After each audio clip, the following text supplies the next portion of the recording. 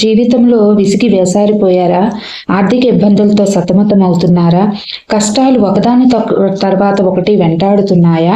నరదృష్టి తగిలి వ్యాపారం అభివృద్ధి చెందడం లేదు. ఇంట్లో చికాకులు ఎక్కువైపోతున్నాయా?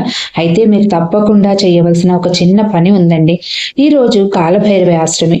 ఈరోజు సాయంత్రం 4:30 నుంచి 6 గంటల సమయంలో ఈ చిన్న పరిహారాన్ని చేసుకోండి.